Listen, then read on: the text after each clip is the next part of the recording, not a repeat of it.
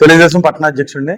ముందుగా మా కూటమి తరపున కూటమి ఏదైతే మా నాయకులు ఉన్నారో ప్రతి ఒక్కరికి కూడా ఈ 2 సంవత్సరాలు పూర్తి చేసుకుని 3వ సంవత్సరంలో అడుగు పెడుతున్న సందర్భంలో ప్రతి ఒక్కరికి కూడా నా తరపున అదేవిధంగా మా నాయకుల తరపున మా సుభాష్ గారి తరపున ముందుగా వారందరికీ కూడా శుభాకాంక్షలు తెలియజేస్తున్నాం.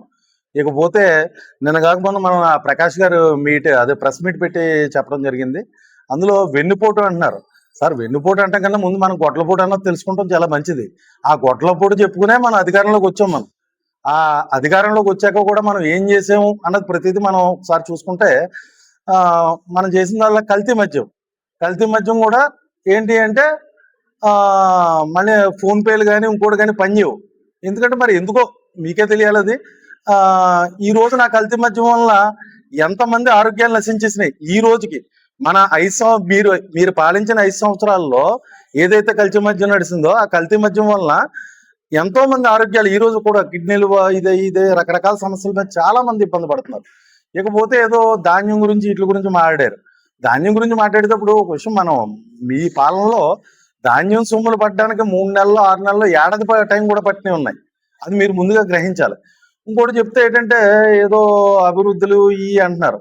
మొదటగా మీకు ఏదైతే మా నాయకులు ఉన్నారో 33,000 ఎకరాలు సేకరించి మీకు ఇచ్చారు.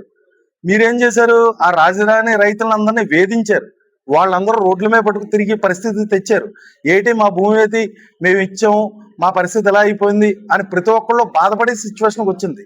ఇవన్నీ కూడా గ్రహించుకోవాలి. ఫస్ట్ మనం ఏదైనా మాట్లాడుతున్నాము అంటే ఏమీ లేదు, ఏం మాట్లాడుతున్నాం కూర్చొని మైకులు ఉన్నాయి కాబట్టి చెప్పాలి అని అనుకుంటున్నారు. కానీ ఏంటంటే సమాజం చూస్తూ ఉంటది. మనం ఏంటంటే కొంతమందిని చంపేయడం, డోర్ డెలివరీలు ఇచ్చేయడం ఇవన్నీ కూడా జరిగినాయి. అప్పుడు ఇవన్నీ కూడా మన జనానికం అంతా కూడా చూశారు.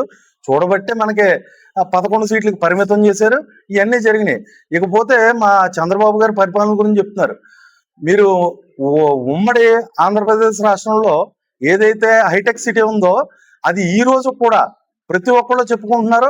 అదేవిధంగా నెక్స్ట్ ఏదైతే కొత్తగా వచ్చిన రాజకీయ పార్టీలు ఉన్నాయో కూడా అవన్నీ కూడా ప్రతి ఒక్కళ్ళు చంద్రబాబు గారు గొప్పతనం చెప్తున్నాయి. ఇదే ఆయన గొప్పతనానికి నిదర్శనం. ఇకపోతే మన దగ్గర అభివృద్ధి, మనం ఏ రోజు కూడా ఒక రోడ్డు వేయలేదు 5 సంవత్సరాల పాలనలో. ఈ రోజు ప్రతి రోడ్డు చూడండి. ఈ రోజు మేము రాజమండ్రి వెళ్ళాలంటే ఆ రోజుల్ని 5 ఏళ్ళలో రాజమండ్రి వెళ్ళాలంటే ఏ రూట్ బాగుంటుందా బాబు, ఎక్కడ బాగుంటుంది, మా చోట నుంచి ఏ పక్క వెళ్ళాలి, ఏ పక్క వెళ్ళాలి, ఎత్తుక్కుంటే వెళ్ళవలసిన పరిస్థితి. ఎంతో మంది కార్మికులు ఇబ్బంది పడిన పరిస్థితి. ట్రాన్స్పోర్టేషన్ ఏమైనా రోడ్లు బాగుగా ఎంతో మంది ఆటో వాళ్ళలో వీళ్ళందరూ ఎంతో మంది ఇబ్బంది పడ్డారు. ఇకపోతే మనం ఏదన్నా మాట్లాడేటప్పుడు కొంచెం ఆలోచించి మాట్లాడాలని కోరుకుంటున్నాను. అదేవిధంగా ఏంటంటే మెగా డిఎస్సి ఎలా ఉందన్నది చూశారు కదా. ఆ డిఎస్సి గురించి కూడా చెప్పడం జరుగుతుంది. కానీ ఏంటంటే ఇంకా పెద్దలు ఇందాక చెప్పారు, ఏదన్నా ఉంటే మీరు నిరూపించగలిగితే నిరూపించండి, లేదంటే అటువంటి మాటలు మాట్లాడకండి. ఎందుకు అంటే సమాజం ఈ రోజుని మనందరికైనా తెలివైంది. ఏ విధంగా అంటే వాళ్ళు ప్రతిదీ కూడా మీకు ఈ రిజల్ట్స్ లో ఏదైతే ఉంది రిజల్ట్స్ లోనే చూసింది. మనకి రిజల్ట్స్ వచ్చే రోజు వరకు కూడా మీకు ఏం అర్థం అవ్వలేదు. 175కు 175 అంటూ కూర్చున్నారు. కానీ 11 సీట్లకు పరిమితం చేసింది. దాని చేత ఏంటంటే ఏదైనా సరే మాట్లాడేటప్పుడు నేను చాలా పెద్దలందరూ మాట్లాడారు. దాని మీద ఏంటంటే సింపుల్ గా 2 ముక్కలు చెప్పదలుచుకున్నాను. దాని మీద ఏంటంటే మీరు ఒకసారి ఆలోచించి ప్రతిదీ కూడా మాట్లాడాలని కోరుకుంటూ అందరికీ నమస్కారం తెలియజేసుకుంటున్నాను. నమస్కారం.